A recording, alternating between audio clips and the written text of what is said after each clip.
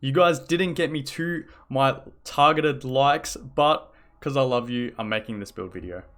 Alrighty, what's going on guys? It's your boy Noody. Today we are here with the much requested sword, pistol, Daredevil build that I posted just the other day. Before I go forward, I just want to say this build is not the absolute best thief build available out there, but I do think it is a very good build for less experienced thief players to play, and also just for thief veterans to have fun. It's still very much a good build, and sometimes the most meta best builds can be a little bit boring. So this is what I've been having fun on, especially in PvP. I mean, where is it? Look at that. Bro, look at that. That speaks volumes right there. Alright, so I have since made a little bit of improvements to this build, but let's jump straight into it. So first and foremost, here is the traits. So we are running acrobatics, and this is pretty much what's made this build viable again. We've got trickery, and then we have Daredevil, of course. So let's talk about the traits here and why acrobatics has sort of helped out bringing sword pistol back again. So as you can see, pistol whip costs 6 initiative, and the changes, well, first of all, acrobatics has been buffed a lot over the last couple of years in an attempt to bring it back, but upper hand, this right here, gain initiative when you dodge, and also you gain initiative and regen whenever you evade an attack. So that's a lot of initiative regeneration right there. Obviously we've got a lot of dodges, which our heal helps out with that, so you can get some endurance back. But also you get evades from pistol whip itself. So just to quickly go over it if you're not familiar. So pistol whip will stun your enemy, and you'll be evading while you're casting this skill. So while you're in this animation, oh, there's a quickness, but it's a bit slower when you don't have quickness, as you can see. So while you're casting this, you are in an evade frame. So yeah, with Daredevil, 3 dodges, as well as getting this back, you've got a lot of evade frames, which means a lot more initiative regeneration and a lot more pistol whip spam. And as you just saw, the quickness, which is something I've added to this build. So we've added in haste, which is also a stun break.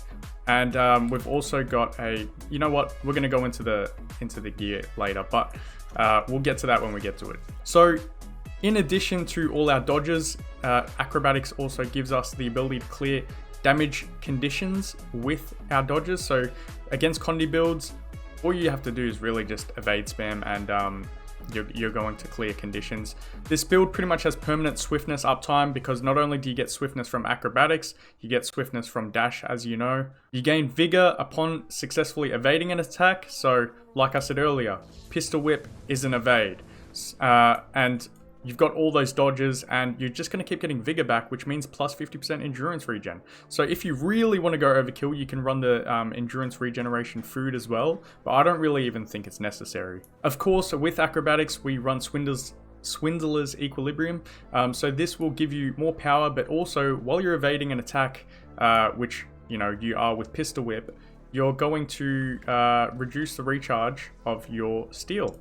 And then of course you've got Fluid Strikes here, which gives you increased strike damage for a period of time after you Shadow Step. And of course we've got Sword 2, which is also in a mode that sort of gap closes and Shadow Step. So there we go, Fluid Strike. So for I think like 3 or 4 seconds, you get increased strike damage. Alright, so going into Trickery, this is all very standard. If you're a seasoned thief player, you're going to know trickery like the back of your hand, because we pretty much run it with every single build. So stealing will give you all these boons right here. Very good. Bountiful Theft. So stealing will grant you vigor, and you will rip 2 boons from your enemy. And then finally, Sleight of Hand. So stealing will daze your target, and it reduces the recharge of steel down to 17 seconds. Daredevil, we've got Marauder's Resilience. So this is going to boost your vitality, and it's also going to decrease the amount of damage you take from foes within a close proximity. So as you can see, with pistol whip, we're often going to be very close to the enemies to land it. So yeah, you're just going to have 10% less damage taken right there. We've got Havoc Specialist, so strike damage dealt is increased when your endurance is not full.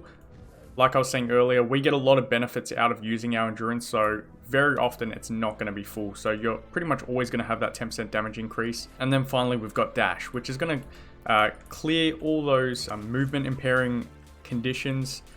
Poopy vet. Get out of here. All right, let's go into the gear. So pretty much we are running full dragons gear. You can run marauders as well, but as long as it's dragons or marauders gear, you're good to go.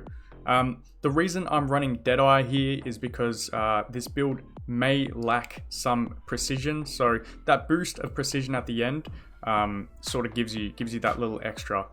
Mind you, I'm not running any infusions on this build because, you know, it's on my other thief. I don't have infusions on this character, so, you know, run power, run precision infusions, they'll give you a lot more crits. So for your relic, this is a important one that a lot of people didn't pick up. We're running Relic of Midnight King, and the reason we run this is because whenever you disable someone, stun, taunt, daze, knockback, pull, knockdown, you get it. Whenever you stun someone, which we will be with our pistol whip and we will be with steel, you are going to get might and fury. Now, like I was saying earlier, this build, because we're running dragons, we don't have a whole lot of precision, so that's super important. That fury uptime is super important because you know, when we proc Midnight King, we're just going to keep getting fury every time we daze, and that's going to make our actually make our pistol whips crit. So really important right there to have that relic there. I mean, you can run fireworks and stuff like that, but like I said, I don't think it's worth it when you've got, you know, low end precision. And mind you, I haven't put in the time to sort of min-max this build to the absolute T to make sure you've got the perfect amount of crit chance, amount of crit damage, amount of power. I really don't have the time or I don't really care to make those small changes. But if you do find a better optimized version, let me know. Moving on to our sword pistol, we've got Sigil of Air, you know, very classic. Can be swapped out for a few different options, but you know, I just go with that. You could run Force if you want a little bit extra damage, but I prefer Sigil of Air.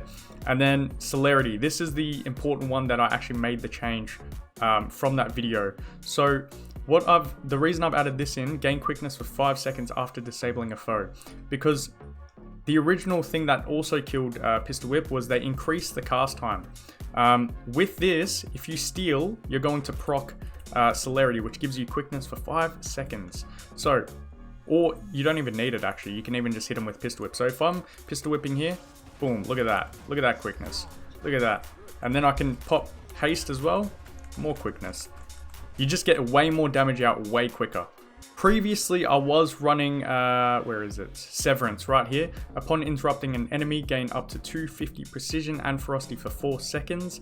That's got a super short cooldown, so you will pretty much always keep that buff up, but it does rely on you actually interrupting them during a skill rather than just sort of getting the bonus off of CCing them.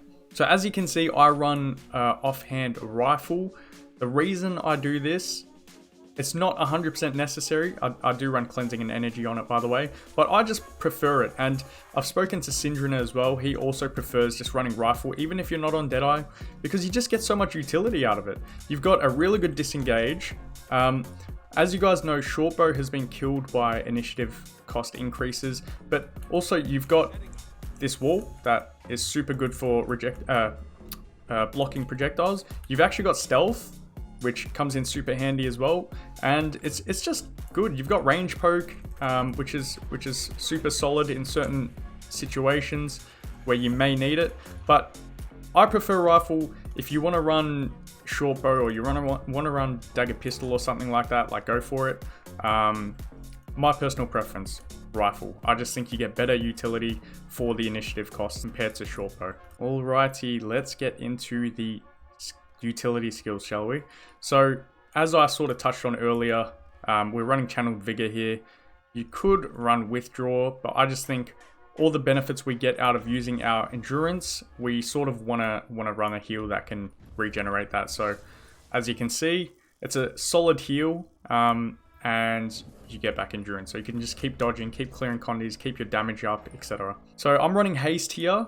As I spoke about earlier, you get the quickness, and it's also a stun break. So this is an extremely underrated skill right here because, you know, not only we're going to be able to upkeep our quickness, but we get a stun break out of it too. Previously, I was running Bandit's Defense, which is a slightly shorter cooldown at 24 seconds. Super short cooldown for a stun break. You get the blocks out of it as well. So look, if you want to run Bandit's Defense, feel more than free to, but I don't mind having a slightly longer cooldown on a stun break because I get that quickness. So you can sort of use this both defensively and offensively. That's a free slot. You pick what you want there. We have Roll for Initiative. So this is also key to obviously upkeeping initiative, but once again, it's a stun break, 35 seconds, not too high, and it's super good. Obviously, you can use About Face to make it go to make you go forward. So like that, definitely worth running Roll for Initiative. Shadow Step, you guys already know about Shadow Step. Look, let me not get into the boring stuff. And then finally, we have Dagger Storm, which is also an evade. You can run Impact Strike or Bassi if you want to. That's up to you, but you get more evades, and we already sort of went into all the benefits you get out of evading. Also, it's a projectile reflect if you did not know. Very good skill. Let's quickly go over playstyle, I guess. So the only thing you really need to keep in mind is emobbing people and pistol whipping, and of course using your steel.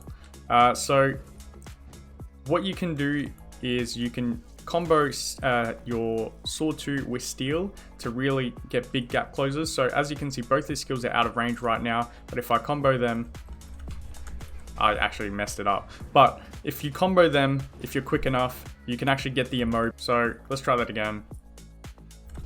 There we go. For example, right there. So that's a really good combo, and then you just sort of go into pistol whip. If you do need stealth in this build, at times you'll need it. What I like to do is I like to sort of, you know, when I'm trying to disengage, I'll drop black powder, swap to rifle 4, and then I can do that. Or, of course, you can get your stealth out of rifle just by kneeling, dropping this wall, and then as you can see, if you're standing inside it, you get this. And then you can, you know, you can just keep comboing it if you really want to. That is the build, guys. All right, guys, make sure you like this video. You didn't get me to my like count on the last one, so get me to 300 on this. Come on, show some love to the channel, guys. Subscribe if you haven't, and I will talk to you soon. Peace out.